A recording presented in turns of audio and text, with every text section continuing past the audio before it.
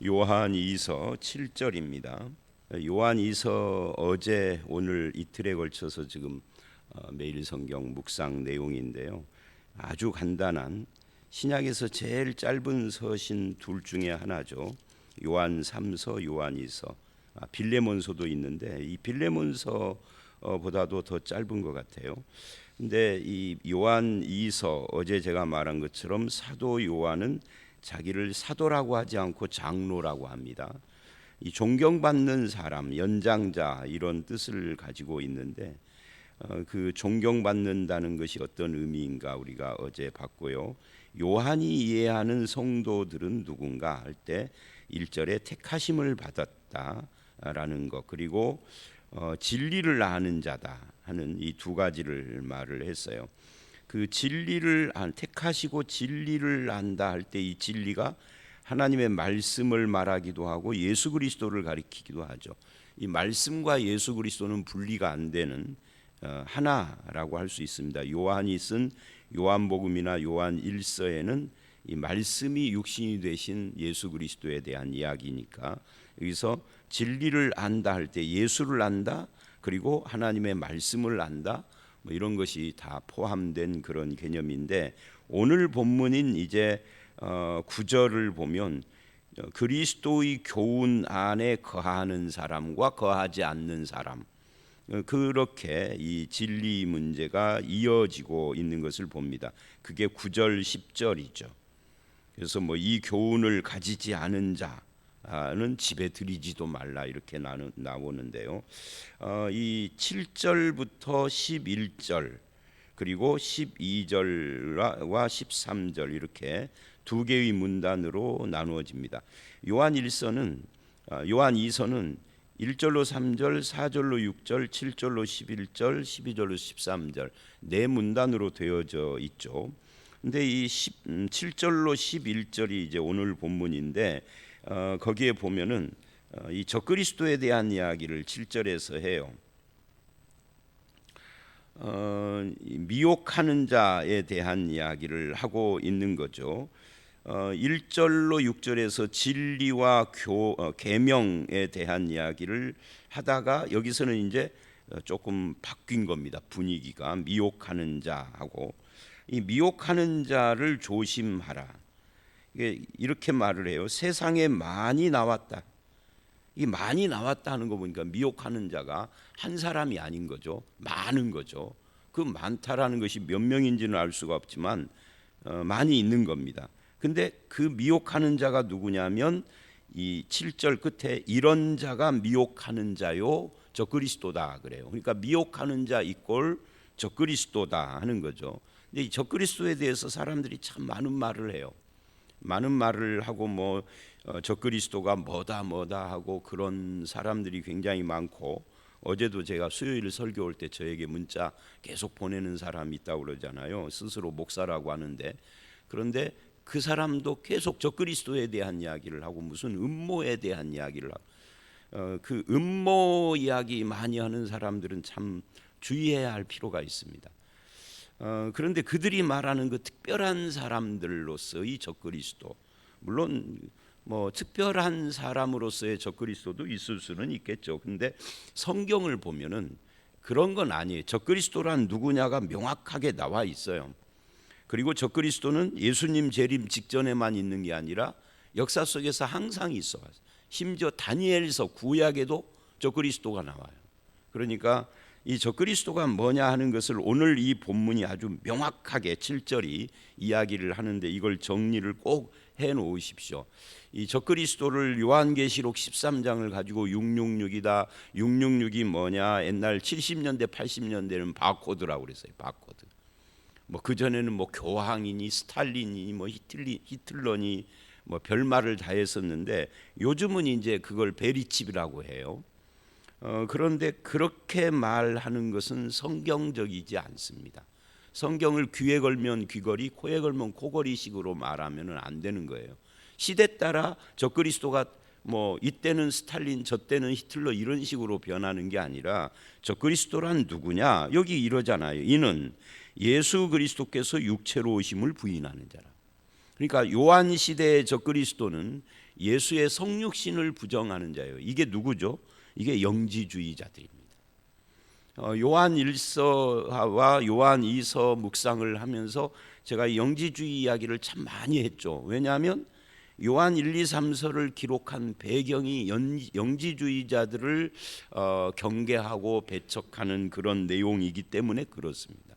그게 요한 1, 2, 3서를 쓰게 된 그 동기이기도 해요. 그 요한 시대의 적그리스도, 이단이죠. 이단, 소위 말하면 적그리스도가 예수가 그리스도다라고 우리는 그렇게 고백하는데, 예수와 그리스도를 분리해서 그리스도는 하나님의 영이고 예수는 인간인데 인간 속에 하나님의 영이 온 거다, 이런 식으로 말하는 거죠. 인간 속에 어떤 영이 오는 것 말하는 것도 요즘도 그런 집단이 있죠. 그게 누구냐면 신천지예요. 자, 어쨌든 예수 그리스도께서 육체로 오심, 이것은 성육신을 부정합니다. 왜 영지주의자들이 성육신을 부정한다고요? 육체는 악한 것이라고 생각하기 때문에. 육체와 물질을 악한 것이고 영과 정신은 선한 것이다 라고 가르치는 것이, 그러면 요한 시대에는 영지주의자인데 오늘날도 많아요. 심지어 정상적이다라고 말하는 이 기존 교회 안에도 목회자들이 영은 선하고 육체는 악한 것처럼 은근히 직접 대고 육체는 악하다라고 말하지 않지만 육체를 벗어버려야 돼, 뭐 육체에 뭐를 하지 않아야 돼, 뭐 물질은 악한 것인 것처럼 그런 식의 가르침들이 난무한다고요. 본인도 모르고 그러겠죠. 그러면서 또 영지주의 비판도 하죠. 근데 여러분, 이걸 우리에게 적용을 해야 합니다. 영혼도 타락했고 육체도 타락했고 다 타락한 거예요. 영은 선한 것이 아니라 다 타락한 겁니다. 인간 전체가. 그런데 타락했는데 이걸 죽음이라고 해요. 영적으로 거기서부터 우리를 건져주시고 살려주신 것이 구원이고 이것을 믿는 것이 믿음이에요. 근데 타락하기 이전의 인간은 뭐냐? 육체도 하나님이 창조하고 영혼도 하나님이 창조한 거예요. 그래서 영혼이나 육체나 타락은 똑같고 창조로 보면 둘 다 하나님의 창조고 둘 다 타락 이전에는 선한 것이었고 타락 이후에는 둘 다 악에 빠진 것이고 예수 믿은 뒤에는 거기서 건짐받은 거죠. 이걸 육체와 영혼을 동시적으로 봐야지 이걸 분리하는 것은 잘못된 것이다. 그래서 성경을 보면은요, 사람을 가리킬 때 영들이라고도 해요. 인간의 육체를 빼는 영들을 말하는 게 아니라 인간 자체를 영들이라고 부르는 경우가 있다, 그 말이죠. 자, 그래서 다시 이 본문을 보면 예수 그리스도께서 육체로 오심을 부인하는 자라 이런 자가 미혹하는 자요. 근데 이 자가 뭐예요? 많다, 그러면 한두 명이 아니라 많이 있다. 그리고 그게 적그리스도다. 적그리스도라는 것은 결국 예수 그리스도를 부인하는 자들이 적그리스도입니다. 뭐 부인은 하지 않더라도 예수와 그리스도를 분리한다든지, 아니면 뭐 예수를 부인하지 않는데 예수의 영이 뭐 나에게 임했다는 식으로 이만희처럼 말한다든지, 또는 예수는 내 부하라고 말하는 문선명이 통일교처럼 한다든지, 뭐 이런 것들이 전부 다 적그리스도인 거죠. 그러면서 8절 너희는 스스로 삼가 우리가 일한 것을 잃지 말고, 여기서 우리가 일한 것이 뭐겠어요? 바로 사도들이 복음을 전한 것, 그걸 말하는 겁니다. 사도들이 복음을 전한 그 복음을 잃지 말아라. 또 사도들이 세운 교회, 이거를 떠나지 않는 그런 것들을 지금 말하는 겁니다. 온전한 상을 받으리라. 근데 온전한 상을 받는다라고 하는 이것은 구원과 연결이 되는 그런 내용인 거죠. 그리고 이제 9절에 보면은 이것을 교훈하고 연결시켜요. 지나쳐 그리스도의 교훈 안에 거하지 아니하는 자는, 이 교훈이라는 것이 여기 있으면 이걸 지나친다는 거죠. 그래서 예수 그리스도 안에 있는 것을 교훈 안에 있고 진리 안에 있는 것이라는데, 이것을 지나쳐가는, 이게 이제 예수를 부인하는 자는 진리를 부인하는 자요, 교훈을 지나쳐가는 자죠. 그래서 진리와 말씀 그리고 교훈 다 같은 건데, 그 안에 거하지 아니하는 자는 다 하나님을 모시지 못하되, 그게 적그리스도다. 그래서 이단, 적그리스도 다 비슷한 개념이라고 할 수 있어요. 그러니까 이단은 하나님이 그 안에 안 계신 사람들이다. 그리고 진리 가운데 거하지 않는 자들이다. 진리를 왜곡하고 진리를 애매모호하게 하는 이단을 지금 말을 하는 겁니다. 그러나 교훈 안에 거하는 그 사람은 아버지와 아들을 모시느니라. 아들이 그 안에 있다.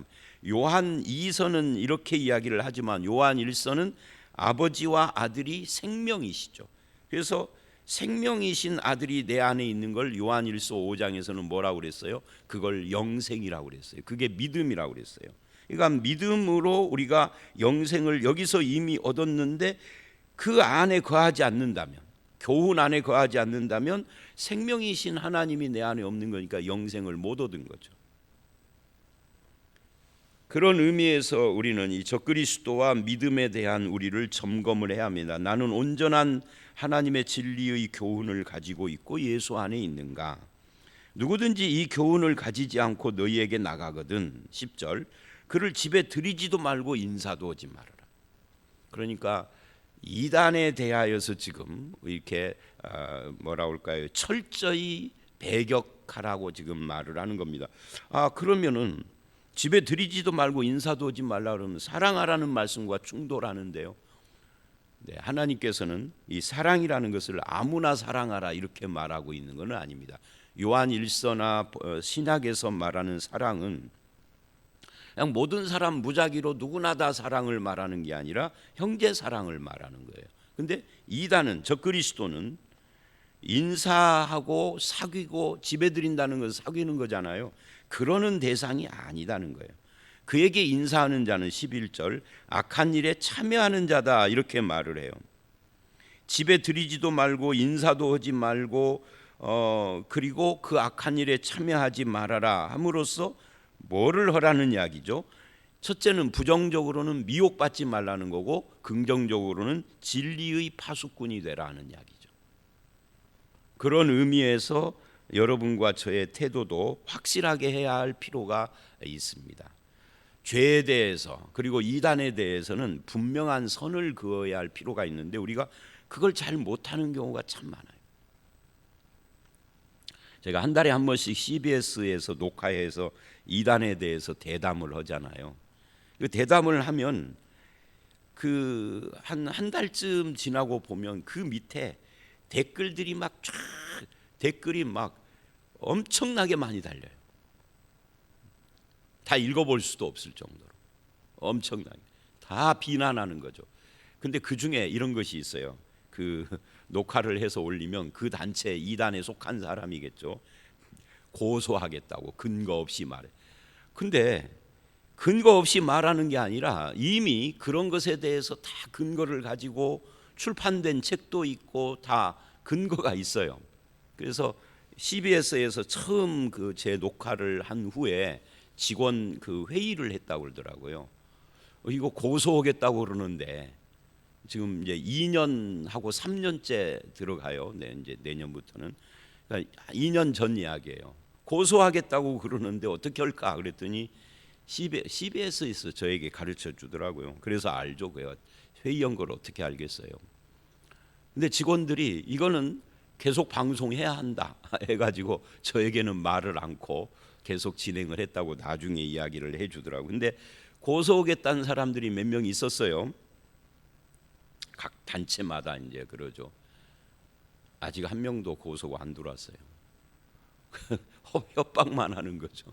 왜? 이미 그런 거 가지고 고소 사건들이 이미 많이 있어서 그래서 판례가 나와 있어요. 공익을 위한 비판은 절대 무죄입니다. 그리고 근거도 있고. 지금 뭔 말을 하려고 그러느냐면 이단이나 적그리스도, 비진리, 잘못된 불순한 교훈에 대해서는 분별을 확실하게 해야지 사랑이 어쩌고 하면서 둘이 뭉실하면 안 돼요. 사랑은 그런 데 써먹는 것이 아니에요.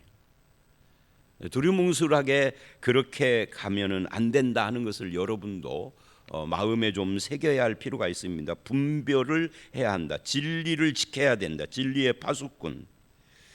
그 다음에 여기서 우리는 이 자기를 스스로 삼가해야 한다 하는 것도 우리가 생각을 해야 합니다. 너희는 스스로 삼가, 우리가 일한 것을 잃지 말고 온전한 상을 받으라 그러는데 8절 이야기죠. 진리를 떠나서 그 흔들리는 삶을 살지 말고 진리를 가지고 자기를 살펴보라는 거예요. 나는 혹시 내 믿음은 성경이 말하는 정통 신앙 안에 있는가, 이거를 분명하게 해야 할 필요가 있다 하는 거예요.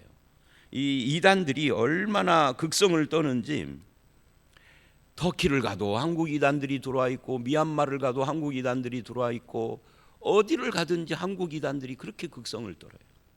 저들은 돈도 많대요, 가는 곳마다. 그러니까 막 재산을 다 들여서 바치고 그러니까 돈이 많을 수밖에 없죠. 그래서 현지인들을 굉장히 미혹시킵니다. 한국인으로서 부끄럽기도 하고요. 굉장히 그 이단들이 극성을 떨어요. 그래서 너희는 스스로 삼가하라. 그래서 이런 것들을 마음에 새겨야 합니다. 그 다음에 12절로 13절, 이거는 요한 2서의 결론 부분이죠. 내가 너희에게 쓸 것이 많으나, 요한 2서는 굉장히 짧게 썼어요. 요한 복음이나 요한 1서와 달리 종이와 먹으로 쓰지 않고 오히려 너희에게 가서, 그래요, 이 성도에게 가서 대면하고 싶다라고 요한은 지금 말하고 있습니다. 대면하여 말하려 하니 이는 왜 그러느냐면 너희 기쁨을 충만하게 하려 함이라. 여기 마지막 말씀이 참 마음에 와 닿죠. 이 성도와 사도, 이 사도가 오늘날로 이제 목사라고 친다면, 목사와 성도가 만나서 그 결과가 뭐예요? 기쁨이 충만한 것인데, 성도와 성도가 만나고 목사와 성도가 만나고 목사와 목사가 만났는데 기쁨이 충만한 것이 아니라 껄끄러워. 그러면 안 되죠. 사도는 자기가 종이와 먹으로 쓰는 것보다 직접 가서 얼굴을 보는 것이 저들에게 기쁨이 될 것이다라고 생각을 해요.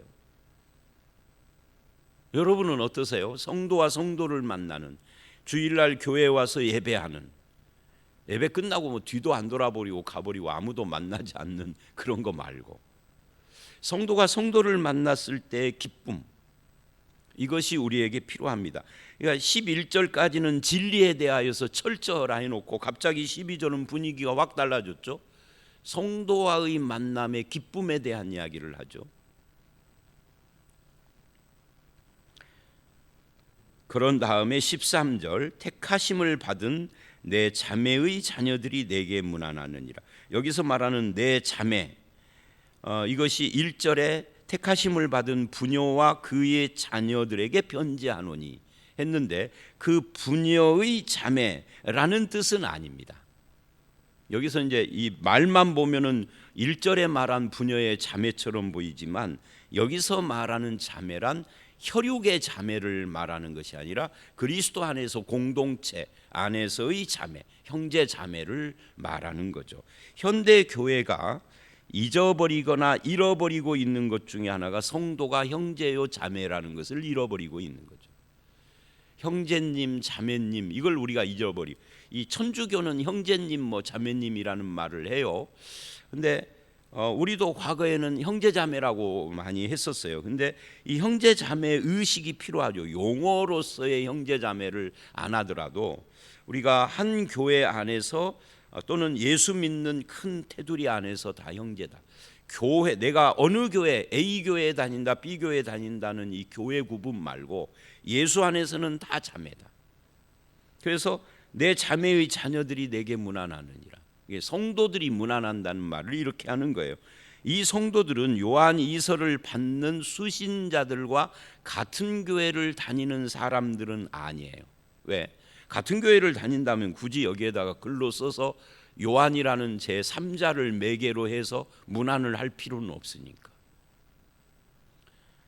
그러니까 교회는 달라도 예수 안에서는 형제자매다. 근데 가끔 성도들이 그런 말을 어쩌다가 드물지만 이런 말을 할 때가 있어요. 이제 A라는 교회를 다니다가 사정이 있어서 떠나서 B라는 교회로 왔어요. 그런데 우연히 어디서 길에서나 아니면 어떤 모임 장소나 이런 데서 뭐 식당 같은 데서도 그렇고 A 교회 교인을 만났는데 외면하더라는 거죠. 여러분, 서로가 이단 교회가 아닌 한 사정이 있어서 교회가 달라졌다 할지라도 예수 안에서는 형제고 자매입니다. 전에 다녔던 교회뿐만이 아니라 어디를 갔는데 생판 처음 보는 사람인데 예수 믿는 사람이래. 그러면 형제죠. 형제고 자매인 거죠. 이것이 7, 80년대에는 좀 있었던 것 같은데 2000년대 이후에는 이런 의식들이 좀 희미해졌어요. 한국 교회 안에. 그래서 이 형제 자매 그리고 택하심 받았다라는 거, 이거를 우리가 분명하게 해야 할 필요가 있습니다. 예수 안에서 서로 형제 의식을 갖는 것은 진리 가운데서 살아가는 믿음의 삶에 큰 유익을 주죠. 그래서 이제 요한 2서를 마무리하면서 성도는 진리 가운데 있고 하나님의 택하심을 받으며 서로 형제 자매다. 그래서 이 진리 가운데 교훈 안에 거하는 삶을 살아야 한다 하는 것으로 마무리를 할 수가 있습니다. 진리에는 분별 의식을 갖고 형제는 사랑하는 그런 저와 여러분들의 삶이 되어지시기를 주의 이름으로 축원합니다. 함께 기도하겠습니다. 하나님 아버지, 요한 서신을 읽으면서 우리가 서로 형제이며 진리 가운데 있는 하나님의 택함 받은 하나님의 백성인 것을 확인을 합니다. 주님들 택함 받았다라는 것과 진리 안에 예수 안에 있다라는 것에 대한 확신을 가지고 살아가는 저희들이 되게 해 주시옵소서. 진리 안에서 분별이 있게 하시고 미혹하는 영들, 적그리스도와 이단들을 잘 분별하여 아버지 하나님, 우리가 가지고 있는 진리를 지킬 뿐만 아니라 형제와는 사랑의 관계를 가지고 서로 사랑하고 교제하고 섬기는 그런 공동체를 이루어 가도록 주님 역사해 주시옵소서. 코로나가 계속되면서 만남이 적어지고 있습니다. 이제 이런 어려운 상황 속에서 우리가 하나님의 백성 공동체가 만남과 교제와 예배가 더욱더 늘어갈 수 있도록 주께서 이 코로나를 속히 종식시켜 주실 줄 믿습니다. 새해에는 우리의 모임과 신앙생활이 더 활발해지도록 주님 인도하여 주시옵소서. 예수님 이름으로 기도드려 싸움나이다. 아멘.